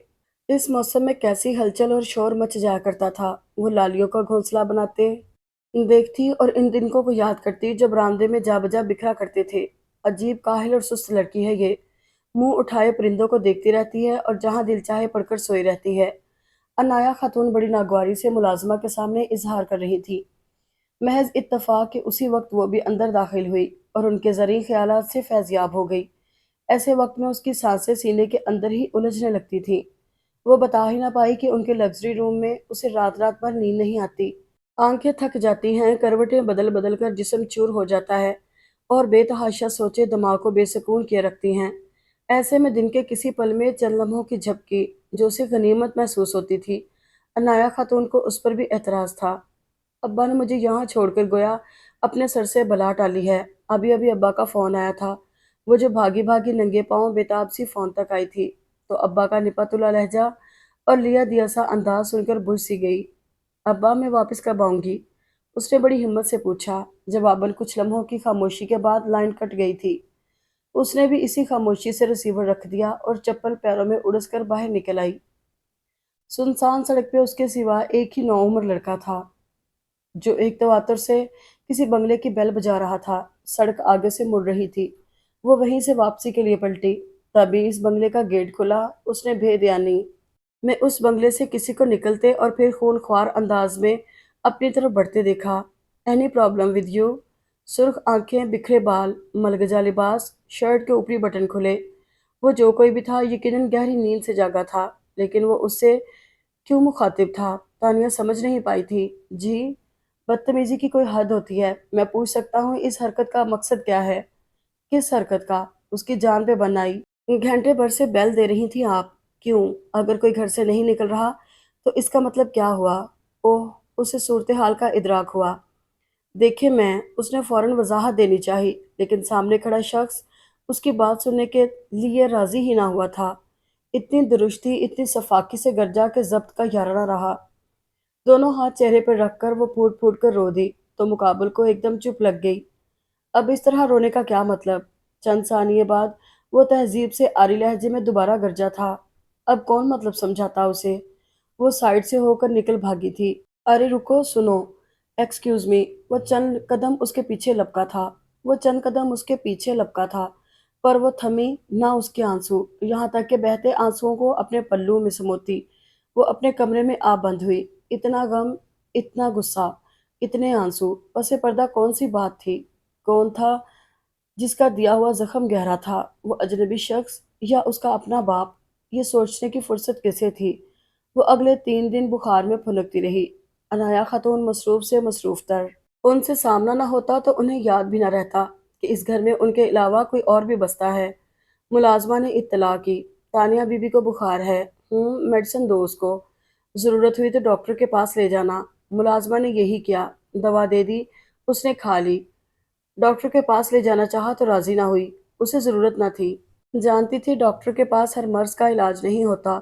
चौथे रोज़ अपने पाँव पे खड़ी होने के काबिल हुई तो अनाया खातून से आमना सामना भी हो गया। उसे देखकर वो एक पल के लिए चौंक सी गई। अरे, ये तुमने क्या हालत बना रखी है? मैं वापस जाना चाहती हूँ। चंद कदम चलने से ही सांस फूलने लगी थी। सोफे पे बैठकर उसने ملتجی انداز میں کہا تھا۔ ہمیشہ کی طرح خلاف توقع بات کہہ کر اس نے انہیں چڑھا دیا تھا۔ میں لے کر آئی تھی تمہیں، جس کے ساتھ آئی تھی اس سے کہو آ کر تمہیں لے جائے۔ بہت بڑے بنگلے میں رہنے والی عنایا خاتون بات بہت چھوٹی کرتی تھی۔ تانیہ صوفے پہ بیٹھی فضا سے آکسیجن کشید کرتی رہی، اور عنایا خاتون اس لڑکی کو اپنے ناپسندیدہ افراد کی فہرست میں شامل کرتی باہر نکل گئی تھی۔ اس نے سوچا اور پھر اسی آن فون کا نمبر ملا کر کہہ بھی دیا، مجھے آ کر لے جائیں ابا، میرا دل نہیں لگتا آپ کے بغیر۔ اسے 80% یقین تھا کہ ابا اسے ٹال دیں گے، کوئی نہ کوئی بہانہ گھڑ لیں گے، لیکن جو ابا نے کہا اسے سننے کی 1% بھی امید نہیں تھی اسے۔ دل نہیں لگتا میرے بغیر یا خاور کے بغیر؟ وہ تھرا کر رہ گئی تھی۔ ابا لفظ اس کے ہونٹوں سے ادا ہونے بھی نہ پائے تھے کہ ابا نے دوبارہ چابک لہرایا تھا۔ تم یہاں آنا چاہتی ہو، ان بے غیرت لوگوں کے ہاتھوں کھلونا بننا چاہتی ہو تاکہ تنہائی میں بیٹھ کر؟ پدرانہ غیرت کا تقاضا تھا کہ وہ اس سے آگے کچھ نہ کہتے، لیکن اس کی غیرت نے بہت آگے کی بات سمجھ لی تھی۔ ریسیور ہی ہاتھوں سے نہ چھوٹا تھا، اسے پتا چلا کہ باپ کا اعتبار، محبت، شفقت سب کچھ چھوٹ گیا ہے۔ سانسیں بے طرح الجھ گئی تھیں۔ اس سے قبل کہ وہیں گر جاتی، وہ بھاگ کر باہر نکل آئی تھی۔ دونوں ہتھیلیوں پہ اپنا سر گرائے وہ انتظار میں تھی۔ کون سی سانس آخری ہوگی تبھی کوئی قریب آ کر جاندار آواز میں پکارا تھا، عنایا خاتون ہوں گی گھر پہ؟ اس نے سر اٹھا کر دیکھا اور ایسا دیکھا کہ سامنے والے پہ گویا طلسم پھونک دیا۔ ایسا چہرہ، ایسی آنکھیں، ایسی نظر۔ وہ پتھر تھا جو بھربھری ریت بن کر ڈھہ گیا، ذرہ ذرہ ہو گیا۔ یہ چہرہ آج سے پہلے کائنات میں کہیں نہ دیکھا تھا، نہ یہ آنکھیں، نہ ان آنکھوں میں آتا حزن، لیکن تلاش اسی کی تھی۔ وہ اس کے وجود کا کوئی گمشدہ حصہ تھی جسے پا کر ہی اس کی روح کی تکمیل ہونا تھی۔ وہ اس کے سامنے نہیں تھی، جا چکی تھی، بس وہ رہ گیا تھا، حیران، بے یقین، یہاں تک کہ شام کا سورج اس کے سامنے ڈوب کر چاروں اور تاریکی پھیلا گیا تھا۔ ابا، اسی تاریکی میں اس کے ہونٹوں سے سسکی بن کر ابھرا تھا۔ کیا ہو گیا آپ کو ابا؟ آپ نے یہ سب میرے لیے سوچا، میرے لیے کہا؟ کون سا خاور کہاں ہے؟ نہ کبھی سوچا، نہ یاد آیا، وہ تو وہیں کہیں رہ گیا تھا، اسی شام کی دہلیز پہ۔ ابا کیا سمجھے تھے؟ کیا کرتی تھی میں تنہائی میں؟ کس کے ہاتھوں کھلونا بنی تھی؟ یا اللہ، یہ سب کیسے سوچا ابا نے؟ سوچا یا ان کے دماغ میں انڈیلا گیا؟ سردی محسوس ہونے لگی تھی۔ اس نے کمبل کھینچ کر اپنے اوپر ڈال لیا، پورا بدن کپکپا رہا تھا۔ وہ کمبل لپیٹے پڑی رہی، سردی بڑھتی رہی، بستر پہ کانٹے اگ گئے تھے۔ پھر نیند کس کافر کو آتی؟ ریان جہانگیر آپ سے ملنے آئے ہیں، ملازمہ نے کھڑکی کا پردہ ہٹاتے ہوئے اطلاع دی۔ جلتی آنکھوں میں روشنی سی بھر گئی تھی۔ میں کسی ریان جہانگیر کو نہیں جانتی۔ عنایا خاتون کے سگے بھتیجے ہیں، آپ کا تو نام بھی نہیں جانتے، پھر بھی بضد ہیں کہ آپ سے ملیں گے۔ کہتے ہیں کل لان میں بیٹھی تھی، کوئی مہمان ہے کیا؟ نام بھی میں نے انہیں بتایا، تانیہ۔ تانیہ نے بہت دھیان سے سوچا، کل لان میں جو سامنے آیا تھا اسے، اور پھر اس سے پہلی ملاقات کو۔ مجھے نہیں ملنا، کہہ دو ان سے۔ اور ملازمہ نے باہر جا کر کہہ بھی دیا، وہ نہیں آئیں گی تو میں چلا جاؤں گا ان کے کمرے میں، لیکن ملے بغیر نہیں جاؤں گا، بتا دو انہیں۔ عجب دھونس بھرا انداز تھا۔ ہاں، عنایا خاتون کا سگا بھتیجا ہے، بول سکتا ہے اس طرح۔ کمبل سے باہر نکلتے ہی بدن پہ لرزہ طاری ہو گیا تھا۔ یا اللہ، وہ شال اوڑھتی باہر نکلی، کیا کہے گا مجھ سے؟ بدقت چلتی ہوئی ڈرائنگ روم تک آئی تھی۔ وہ اسے دیکھ کر کھڑا ہو گیا تھا، دھندلا سا دکھائی دے رہا تھا۔ اس نے اپنی آنکھیں مسلیں، قدم ذرا سا ڈگمگائے تھے۔ وہ میں معذرت کرنے آیا تھا، آئی ایم سوری، اس دن میں بہت بدتمیزی سے بولا، انفیکٹ میری طبیعت بہت خراب تھی، آپ نے اتنے تواتر سے بیل دی تو۔ ہمیشہ وہ غلطیاں میرے کھاتے میں کیوں ڈال دی جاتی ہیں جو میں نہیں کرتی؟ وہ کہنا چاہتی تھی لیکن کہا نہ گیا، ٹانگیں کمزور پڑ گئی تھیں، بڑے زور کا چکر آیا۔ آنکھیں بند ہونے سے ایک لمحہ قبل اس نے ریان جہانگیر کو تیزی سے اپنی طرف لپکتے دیکھا۔ لاکھ چاہا اس نے کہ خود کو سنبھال لے، لیکن تاریکی تھی کہ بڑھتی ہی چلی گئی۔ حواس کھونے سے پہلے اس نے دو مضبوط ہاتھوں کا لمس اپنے کندھوں پہ شدت سے محسوس کیا تھا۔ تم میرے گھریلو معاملات میں حد سے زیادہ دخل دے رہے ہو۔ گھریلو معاملات؟ یہ انسانی جان کا معاملہ تھا، جو گھریلو سے زیادہ ورلڈ لیول کا معاملہ بن گیا تھا۔ کیا ضرورت تھی تمہیں ایک سچویشن کریٹ کرنے کی؟ ڈاکٹر زیدی کو فون کر دیا، اتنی امپورٹنٹ میٹنگ سے مجھے اٹھا کر لائے، گھر بھر کو ہلا کر رکھ دیا، اور وہ بھی بلا وجہ۔ نہیں، وجہ تو تھی پھوپھو، جان کا معاملہ تھا۔ अनाया खतून जितना हाइपर हो रही थी वो इतना ही कूल था। तानिया ने होशी और बेहोशी के आलम में दोनों की बातें सुनी, फिर गहरी नींद में डूब गई। अनाया खातून ने बड़ी बेइज्जती की है बेचारे रेयान साहब की, पर हम क्या कर सकते थे। फूफी भतीजे का आपस का मामला था। वैसे एक बात बताऊं, मुलाजमा उसे दवा खिलाने के बाद अब उसके बाल सुलझा रही थी। अनाया खातून रेयान साहब को रत्ती बराबर पसंद नहीं करती। दिल चाहे तो खड़े खड़े घर से निकाल देती हैं। ये तो बस रेयान साहब का दिल अच्छा है जो ताल्लुक को जोड़े हुए हैं, खबरगिरी करते रहते हैं। ऐसा क्यों है सुल्ताना? वो पूछे बगैर न रह सकी। ज्यादा तो मालूम नहीं, बस इतना पता है कि अनाया खातून और उनके भाई जहांगीर की मंगनी वट्टे सट्टे में हुई थी। जहांगीर साहब ने तो अपने मंगेतर को अपना लिया, लेकिन अनाया खातून के मंगेतर ने इस रिश्ते से इनकार कर दिया। फिर जी इनाया खातून ने बड़ा जोर लगाया कि जहांगीर अपनी बीवी को तलाक देकर उनकी बेइज्जती का बदला ले। लेकिन जहांगीर को अपनी बीवी मुनज़्ज़ा से सच्ची मोहब्बत थी, सो उन्होंने बीवी को साथ लिया और बैरून मुल्क जा बसे। वही रेयान जहांगीर की पैदाइश हुई। बस जी इसके बाद से दोनों बहन भाइयों में कभी ताल्लुकात उस्तवार ही ना हो सके। सच कहूँ तो अनाया खातून ही उन्हें मुआफ़ी देने पर राजी नहीं, वगरना वो बेचारे तो आज तक सर टकरा रहे हैं कि किसी तरह ये रंजिश उनके दिल से निकल जाए। पर ना जी अनाया खातून का दिल किसी जमाने में होगा खून का लोथड़ा, पर अब तो पत्थर है पत्थर। वो चुपचाप सुने गई थी।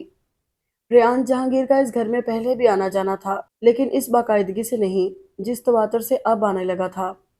अनाया खातून अपने कामों में मगन रेयान जहांगीर की रोजाना हाजिरी से बेखबर थी। मुलाजिम सब जानते थे, कान और आंखें खुली थी, लेकिन जुबानों पे कुफल डाल रखे थे और बताते भी तो क्या। वो अनाया खातून का पूछता, ये जानते बूझते भी कि वो इस वक्त घर पे नहीं होती। वो पूछता था लेकिन निगाहें खोजती रहती थी, कभी वो दिखाई दे जाती, कभी नामुराद लौट जाता। ये आप हर वक्त खोई खोई उदास और गमगीन सी क्यों रहती हैं? वो बहुत दिनों बाद चहलकदमी के लिए निकली थी, जब रेयान जहांगीर लंबे लंबे डग भरता उसके करीब आ गया, और अब उसके कदम से कदम मिलाकर चलता कम, देखता ज्यादा था। कोई वजह भी तो हो। दूसरी जानब खामोशी थी। मेरा मतलब है कभी कभी खुश हो लेने में आखिर हर्ज ही क्या है? बंदे को हंसता मुस्कुराता नजर आना चाहिए। कोई वजह भी तो हो। वो बहुत धीमे लहजे में बोली थी। अरे, खुश होने मुस्कुराने के लिए किसी वजह की जरूरत है? रेयान जहांगीर ने अजहद हैरत का इजहार किया था। अरे, हम हाथ पाँव नाक कान आंखों वाली सेहतमंद मखलूक हैं। मेरे ख्याल में तो खुश रहने के लिए यही वजह काफी है। वो अब उल्टे कदमों उसके सामने चलने लगा था।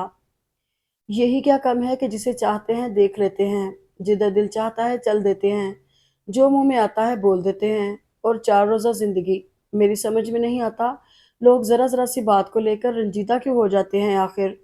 वो अपना फलसफा बोल रहा था, इस तवातुर से कि उसे ब्रेक देने के लिए तानिया को अपने कदम रोकने पड़े थे। क्या हुआ? मेरे ख्यालात पसंद नहीं आए क्या? नहीं, मुझे घर से निकलते हुए काफी देर हो गई है। वो वापसी के लिए पलटी। ऐसे कैसे जा सकती हैं? आइए मैं आपको अपना घर दिखाता हूँ। उसने एकदम उसका हाथ थामा था और उसने यूं छुड़ाया था गोया किसी बिच्छू ने काट लिया हो। ओह, आई एम सॉरी, मैं तो सिर्फ। और वो अपनी जर्द रंगत समेत यूं वहां से भागी थी कि रेयान जहांगीर के अल्फाज उसके मुंह में ही रह गए थे।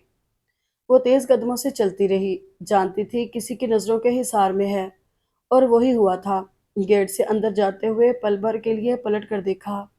वो वहीं खड़ा था जहां तानिया उसे छोड़ कर आई थी, डूबते सूरज की लाली में इस्तादा, एक ह्योले की मानिंद। नहीं, अब कोई गलती नहीं, बिल्कुल भी नहीं। ये एक और शाम थी जो उसके हवासों पे छाने को तैयार खड़ी थी। वो बुलंद कामत ह्योला एक और शाम उसके पल्लू से बांध रहा था। वो खौफजदा थी, डरी हुई, दिल में कई अहद बांध लिए। ना आवाज सुनूंगी ना चेहरा देखूंगी, बात तो बिल्कुल भी नहीं। लेकिन उसने हाथ क्यों पकड़ा मेरा? वो दिल ही दिल में लड़ती झगड़ती रही। तुम्हारे पास कोई ढंग का जोड़ा है? ढंग का जोड़ा? उसने नाश्ता छोड़कर सवालिया नजरों से अनाया खातून को देखा। पता नहीं ढंग के जोड़े से इनकी क्या मुराद थी। कहाँ होगा तुम्हारे पास? अच्छा चलो मैं देखती हूँ। बात का कोई सिरा उसके हाथ न लगा। उन्होंने खुद ही बात शुरू की, खुद ही लपेट दी। शाम को अलबत्ता एक नहायत खूबसूरत लिबास उसके आगे रख दिया। मुनज़्ज़ा और जहांगीर आ गए हैं दुबई से। आते ही महफिल भी जमा ली। तुम्हारे अब्बा को जानते हैं, इसरार कर रहे थे कि तुम्हें भी साथ लेकर आऊं। हालांकि मैं तो खुद भी जाना नहीं चाह रही थी। पता नहीं उन मियाँ बीवी के पास इतना फालतू वक्त कहाँ से आ जाता है। पूरे खानदान को बुला रखा है। अब मैं ना जाऊं तो बातें करने के लिए एक नया टॉपिक आ जाएगा सबके हाथ में। रात को चलेंगे, तैयार रहना तुम। और इसकी क्या मजाल, क्या तैयार ना रहती। नहा धोकर लिबास तब्दील किया और बाल संवार लिए। मैरी आए तो उसे कहना, पहले इसे कुछ वक्त दे दे, मैं थोड़ी देर रेस्ट कर लूं। कदरे नखवत से उन्होंने अपनी ब्यूटिशियन का नाम लिया था, और मैरी ने जो 15 मिनट उस पर लगाए थे, वो अनाया खातून पर लगाए गए 45 मिनट पर हावी हो गए थे। वो चंद लम्हे आंखें खोले उसे देखती रह गई थी। बाज लोग अपने हुस्न से खुद भी वाकिफ नहीं होते। मैरी का ख्याल था, अनाया खातून उस कारकर्दगी पर उसे सराहेंगी। ये क्या बना दिया है तुमने इसे? मेरे ख्याल में तो तुम्हें नए सिरे से ट्रेनिंग ले लेनी चाहिए। उन्होंने कड़ी नज़रों से मैरी को देखा और आगे बढ़ गई। क्या मैं अच्छी नहीं लग रही? वो रुहासी हो गई। वहाँ इतने सारे लोग होंगे। मैरी ने खामोशी से उसका हाथ दबाकर इशारा किया। आईना कभी झूठ नहीं बोलता। मैरी ने उसका रुख बदलकर कॉरिडोर में लगे आईने के सामने कर दिया था। ये दुनिया कैसी दुनिया थी? क्या इनमें से किसी ने बेतबारी, बेजुबानी और दरबदरी का दुख नहीं सहा? वो गोया किसी हैरत कदे में खड़ी थी। अनाया खातून उसे भुलाकर किसी मुजस्मे की तरह टांग पे टांग चढ़ाए बैठी थी। वो उनसे चंद कदम के फासले पे खड़ी उंगलियां चटखाती रही। जब मुनज़्ज़ा उस तक आ पहुंची, दोनों हाथों में उसका चेहरा थाम कर बहुत मोहब्बत से देखा था उन्होंने। बहुत प्यारी लग रही हो, बिल्कुल अपनी माँ की तरह। बहुत आला खातून थी वो। जब भी मिलती दिल पर नक्श छोड़ जाती थी। शायद इसीलिए अल्लाह ने उन्हें। भरी महफिल में ये कोई वक्त नहीं था पुरसा देने का। उसका एहसास उन्हें शिद्दत से तब हुआ जब तानिया की आंखें तेजी से लबरेज होने लगीं। ओह, I am sorry, really very sorry. बस तुम्हें देखा तो फौरन ही कह डाला। आओ मेरे साथ, अंदर आओ। वो उसे बाजुओं में घेरे अंदर किसी कमरे में ले गई। आंसू पोंछे पानी पिलाया। तुम्हारी आंखों का रंग बहुत यूनिक है।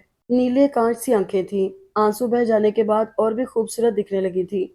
वो कहे बगैर न रह सकी। तब किसी ने उन्हें बाहर पुकार लिया। वो तनहा बैठी खुद से लड़ती झगड़ती रही। इन आंसुओं को कोसती रही जो अम्मा के जिक्र पर वक्त मुकाम का कुछ ख्याल ही न करते थे। और ग्लास वॉल के परे खड़ा रेयान जहांगीर उसकी एक एक अदा को देखता रहा, यहाँ तक कि वो खुद को समझा बुझाकर इस वसीय और इस ड्राइंग रूम में फैली महफिल में बैठी थी। तब वो उसके करीब चलाया था। आपका घर बहुत खूबसूरत है।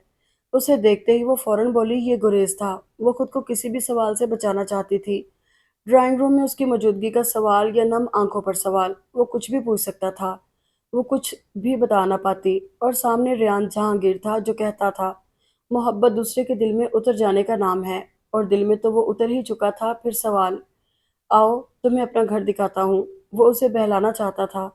इस बार रेयान जहांगीर ने उसका हाथ नहीं थामा। इस कदर एम्बेरसमेंट हो रही थी मुझे कि बता नहीं सकती। और तुम इस कदर बेवकूफ़ हो कि सारा वक्त उस बेकार लड़के के साथ उसके घर में घूमती रही। सब लोग तुम्हें देख रहे थे। कुछ लोग इस कदर जालिम और सफाक होते हैं, बड़े आराम से होंठों से मुस्कुराहट नोच लेते हैं। अनाया खातून, आज के दिन ये जख्म न लगाती तो मेरी सज़ा कैसे पूरी होती? इतने दिनों में ये तो हुआ था कि दुख और तकलीफ को सहने का सलीका आने लगा था। अब दिल पे नश्तर लगता था तो आंसू बाहर नहीं, अपने अंदर उतार लेती थी। कद आदम आईने के सामने खड़ी होकर उसने महीन दुपट्टे को उतार कर एहतियात से रखा। फिर कानों से टॉप्स उतार कर संभालने लगी।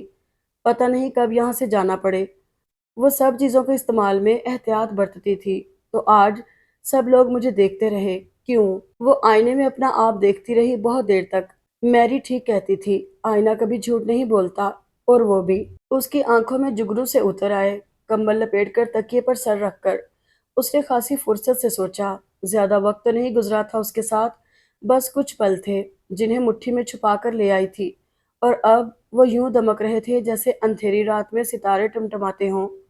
तुम बहुत अच्छी हो तानिया, रेयान जहांगीर के खास लहजे में कहा गया आम सा जुमला उसे नींद में भी याद आता रहा था। बहुत चमकीला सा दिन था। लॉन के सब्ज पौधे खिली खिली सी धूप में लिश्क रहे थे। वो अभी अभी नहाकर निकली थी। जवानी और बहार दोनों जोबन पर थे। धूप उसके कोरे बदन को छू कर सोना बनती और पिघल कर धरती पे फैल रही थी। वो फूलों पे उड़ती रंग बिरंगी तितलियों और घास पे चुगती चिड़ियों को देख रही थी जब कोई चुपके से उसके पीछे आ खड़ा हुआ। अनाया खातून के घर में एक ही अच्छी चीज है, उसे भी हम ले जाएंगे। जब तक बात का मतलब समझकर वो पलटी, रेयान जहांगीर लॉन की क्यारी फैलाकर अंदरूनी हिस्से की तरफ जा रहा था। वो लॉन में रखी कुर्सी पर बैठी और उसका कहा गया जुमला दोहराने लगी। दिल खुशगवार से अंदाज में धड़का था। रेयान साहब के मम्मी डैड भी साथ आए हैं। कहते हैं खाना खाकर ही जाएंगे, लेकिन अनाया खातून का मूड नहीं लगता था उन्हें खाना खिलाने का। मसरूफियत का बहाना बनाए जा रही हैं।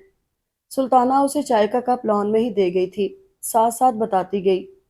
कुछ देर बाद वो फूली हुई सांसों के साथ भागी आई थी। वो जी आपको मांग रहे हैं। सच कह रही हूँ, मैंने खुद सुना, चाय के बर्तन उठाते हुए। वो रियान साहब के लिए आपको मांग रहे हैं। अनाया खातून ने क्या कहा? उन्होंने कहा आपके वाला साहब ही आखिरी फैसला करेंगे। खबर अच्छी थी, लेकिन वो जाने क्यों ठंडी ठार सी होकर बैठी रही। उसका दिल कहता था ये नहीं होगा। क्यों नहीं होगा? क्या रुकावट है?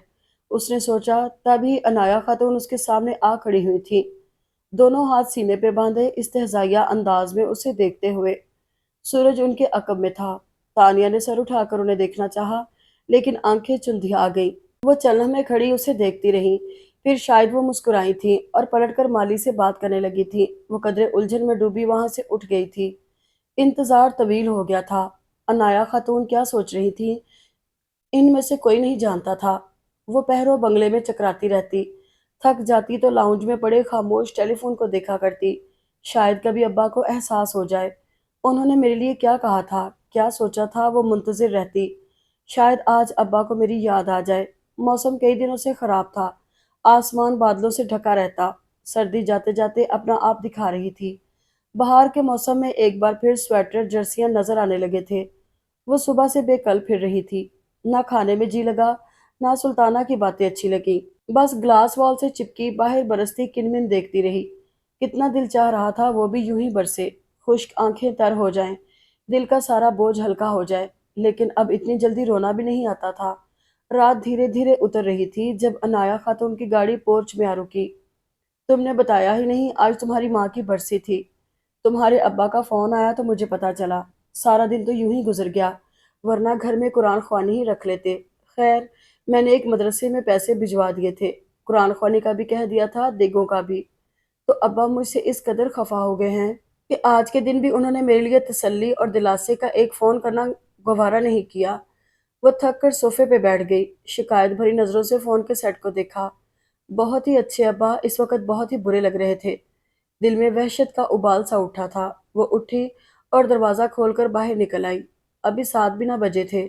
मैं मुनज़्ज़ा आंटी की तरफ जा रही हूँ, आती हूँ कुछ देर में। चंद मिनट का ही तो फासला था, उसने चौकीदार को बताया, और पानी में छिपाक छिपाक कदम रखती सीधी सड़क पे चल दी। मुनज़्ज़ा आंटी अच्छी हैं, बहुत अच्छी हैं। वो मुझसे मिलती हैं तो माँ की खुशबू आती है उनके वजूद से।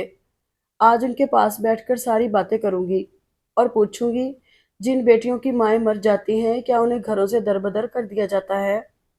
क्या माँ के बाद दुनिया में कोई ऐसा नहीं होता जो गम की रोटी बांट कर खा ले, जो चेहरा देखकर जान ले कि आज दिल टूटा है, आज जज्बात को ठेस पहुंची है, आज उदासी रूह से लिपटी जा रही है?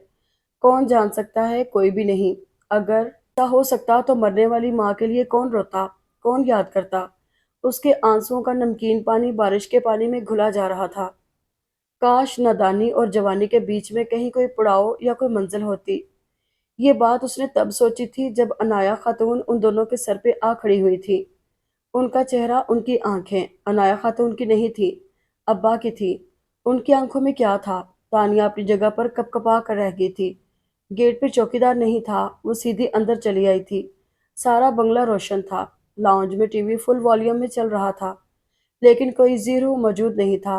बादल इतने जोर से गरजा कि वो जी जान से लरजती वहीं सोफे में समा गई। मुनज़्ज़ा आंटी, मुनज़्ज़ा आंटी, वो पूरी कुव्वत से चिल्लाई थी। पता नहीं शोर ज्यादा था या आवाज हलक में फंस गई थी। मुनज़्ज़ा आंटी नहीं आई थी। वो दोनों हाथों में मुंह छुपाए बाआवाज बुलंद रोने लगी थी। तभी किसी की आमद का एहसास हुआ। वो रेयान जहांगीर था, सिर्फ जीन्स और टी शर्ट में मलबूस, जिसमें उसके बाजुओं की मछलियां हर आन तड़पती और मचलती दिखाई देती थी। वो लाउंज का दरवाजा अंदर से लॉक करके पलटा था और उसे अपने सामने देखकर शशदर रह गया था।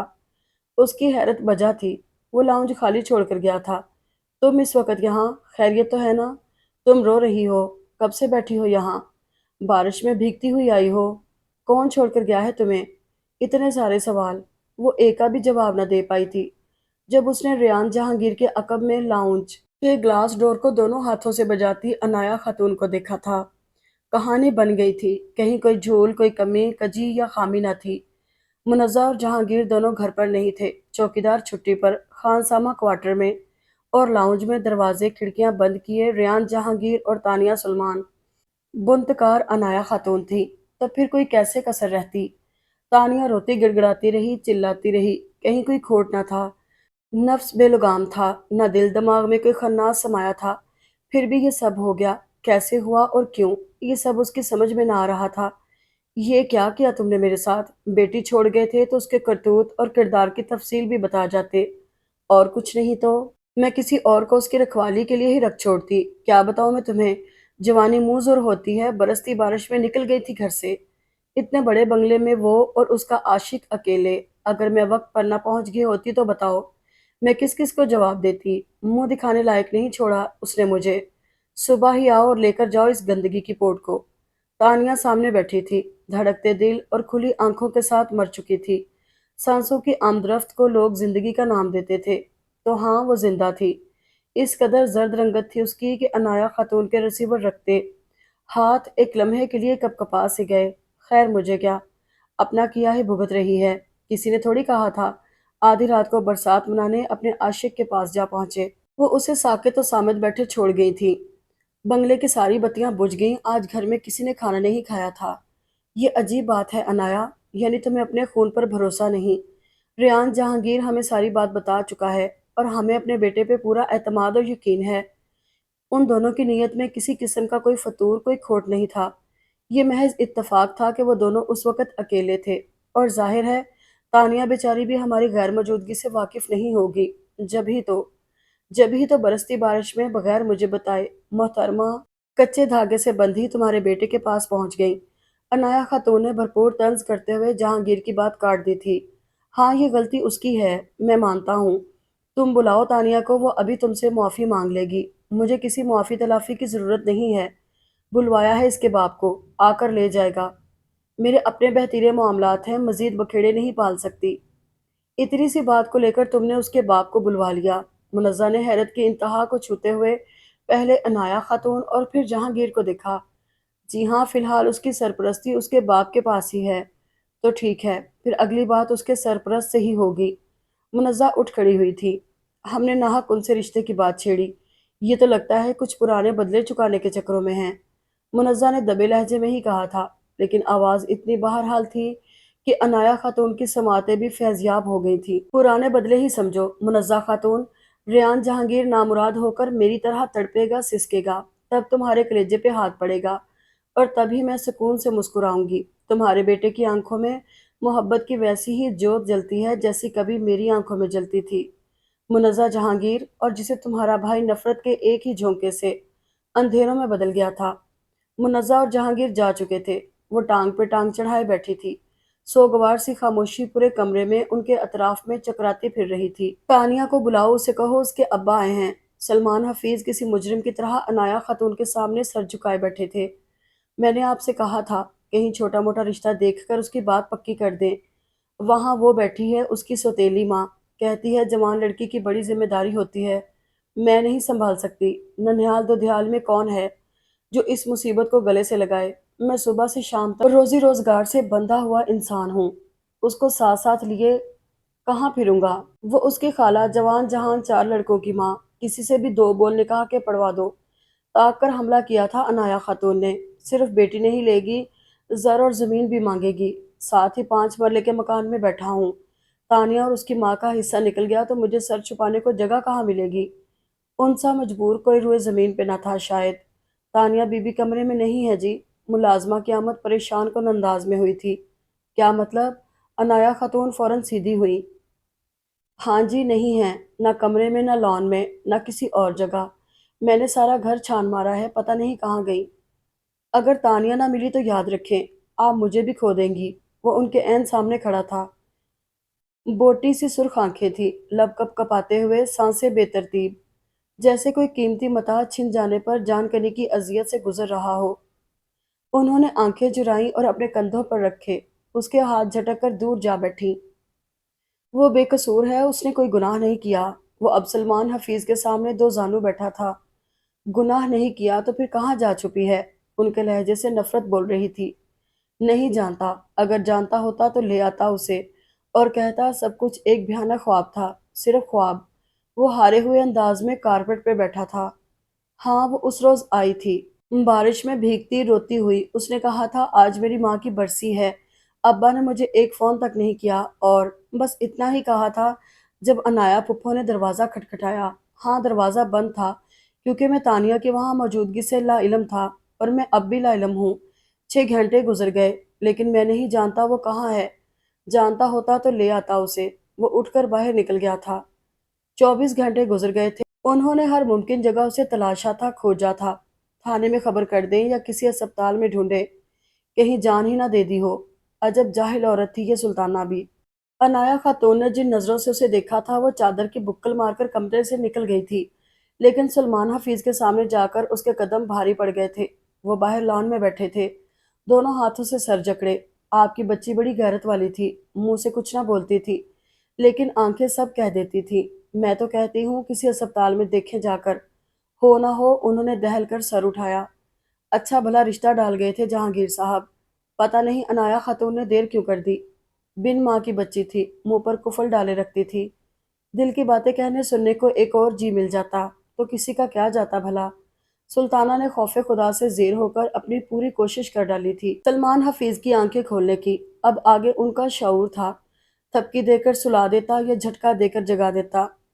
جنم دے کر زمیں مٹی کے پتلے، ابھی تک ہاتھ اپنے مل رہی ہے۔ کیا بگاڑا تھا میں نے آپ کا؟ مجھ سے کس چیز کا بدلہ لیا ہے آپ نے؟ وہ اپنے سینے میں چھرا گھونپے عین ان کے سامنے آ کھڑی ہوئی تھی، بھل بھل بہتا لہو۔ وہ ایک دم وحشت زدہ ہو کر چلائیں، کیا ہوا انایا؟ انایا کیا ہوا؟ سب لوگ ان کے گرد جمع تھے۔ وہ ٹکر ٹکر سب کو دیکھتی رہی، کچھ سمجھ میں نہ آ رہا تھا کیا ہوا ہے۔ وہ سوئی تو نہ تھی، یہیں بیٹھی تھی سب کے درمیان، پھر شاید جھپکی سی آ گئی تھی۔ لمحہ بھر کی غفلت، وہ بری طرح چونکی۔ لمحہ بھر کی غفلت کسی کی جان بھی لے سکتی ہے۔ یہ کیا کیا تھا انہوں نے؟ ایک معمولی سی بات کو کیا رنگ دے دیا؟ رشتوں سے، جذبات سے، فرائض سے غفلت ہی تو برتی تھی۔ انہوں نے نظریں چرا کر ذرا سا پہلو بدلا، پتہ نہیں کہاں ہوگی۔ اگر سچ مچ مرمرا گئی تو میں کیا خود کو معاف کر سکوں گی؟ انہوں نے بری طرح جھرجھری لے کر خوفزدہ نگاہوں سے سب کو دیکھا تھا۔ تمہاری چاہ میں ہم اور ہوا اندھیرے جنگلوں میں چل رہی ہے۔ وہ اپنے تھکے ہوئے بخار زدہ جسم کو بمشکل گھسیٹتے ہوئے چل رہا تھا۔ کہاں کہاں نہیں ڈھونڈا تھا اسے۔ ایسا ناراض ہوئی تھی کہ کہیں کوئی پتہ، کوئی نشان نہ چھوڑا تھا۔ کسی نے باہر آتے جاتے نہیں دیکھا تھا، کسی سڑک پر، کسی جانے انجانے گھر میں۔ کہاں چلی گئی تم؟ مجھ پر بھی اعتبار نہیں کیا؟ میں تمہیں پاک دامن ثابت کر کے رہتا، سارے الزام دھو ڈالتا۔ شفاف، اور پھر ایسی میل اور ایسے داغ کہاں باقی رہ جاتے ہیں؟ تم نے بہت جلدی حوصلہ ہار دیا۔ لالیوں کے جوڑے نے شور مچا رکھا تھا، چمکدار نیلے انڈوں کا خول نیچے فرش پر پڑا تھا، اور ان کا نوزائیدہ بچہ خوراک کے لیے زرد چونچ کھولے بے سے چلا رہا تھا، اور وہ یہاں کھڑی ہوتی تھی، اکثر ہی سر اٹھا کر ان لالیوں کو دیکھتی تھی، اور اپنے گھر کے برآمدے میں شور مچاتی چڑیوں کو یاد کیا کرتی تھی۔ اس نے اپنے قریب آتے سلمان حفیظ کو دیکھ کر کہا تھا، چڑیاں؟ کون سی چڑیاں؟ جو اس کے آنے کے بعد خشک آبخوروں اور بھوک سے ہار کر کسی اور دیس میں جا بسی، گھر آنگن سور نہ کر گئیں۔ وہ دونوں ہاتھوں میں سر دیے سسک رہے تھے۔ میں ایک ناکام اور خود غرض باپ تھا، میں اس کی ماں کے بعد اس کی حفاظت نہیں کر سکا، میں ان لالیوں کی طرح اپنی بیٹی کے لیے وفا شعار نہ ہو سکا۔ سلمان حفیظ کو پچھتاوے کا جو سانپ ڈستا تھا وہ دو منہا تھا، جو ایک طرف سے ان کی غفلت اور کوتاہی پر ڈستا تھا، اور دوسری طرف سے اس ظلم پر ڈستا تھا جو لوگوں نے اس پر کیے تھے۔ تبھی کوئی کاغذ ہوا کے زور سے اڑتا ہوا ریان جہانگیر کے قدموں سے آن لپٹا تھا۔ یہ رائٹنگ پیڈ کا صفحہ تھا۔ ریان جہانگیر نے جھک کر صفحہ اٹھایا۔ تم جو ہوتے تو زندگی ہم سے، تلخ لہجے میں بات کرتی کیوں؟ بارش کے پانی میں بھیگا پھیلی ہوئی روشنائی میں لکھا شعر۔ اس نے کاغذ مروڑ کر پرے پھینکا اور زیر لب شعر دہرانے لگا، تم جو ہوتے تو زندگی ہم سے، تلخ لہجے۔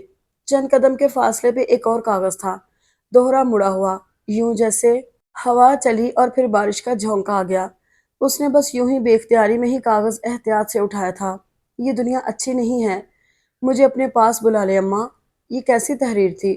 وہ بری طرح چونکا۔ सर उठाकर देखा। किसी कमरे की खिड़की नहीं खुली थी।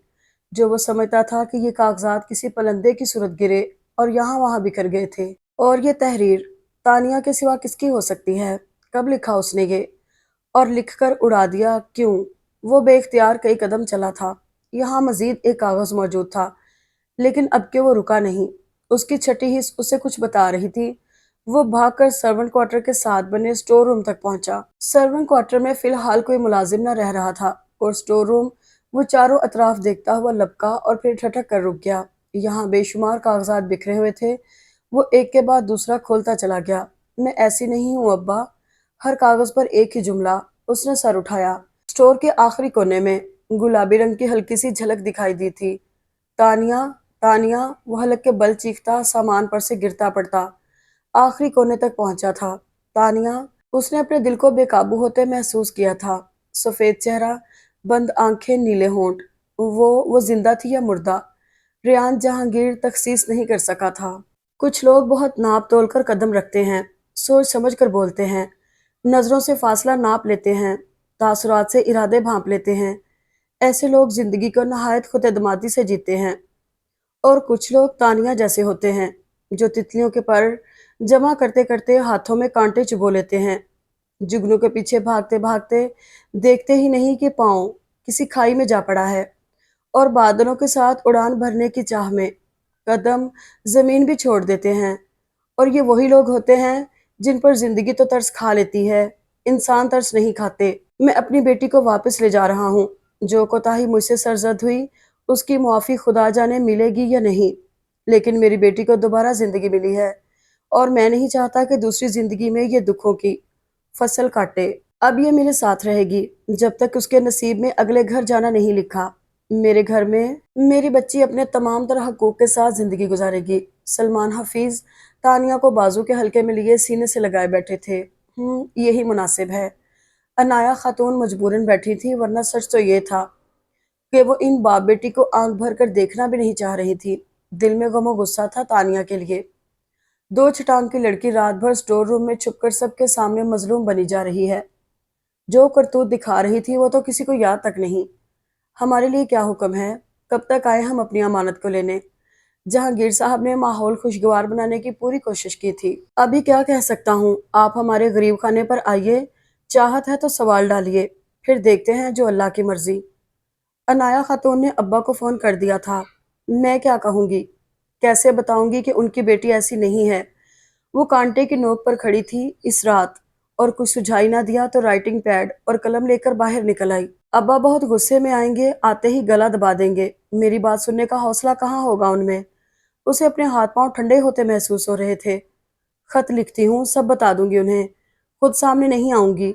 वो डरी सहमी सर्वेंट क्वार्टर की सीढ़ियों पर आ बैठी थी, बल्ब के ऐन नीचे, जहां पतंगे जल जल मरते हैं और उस पे बरस रहे थे।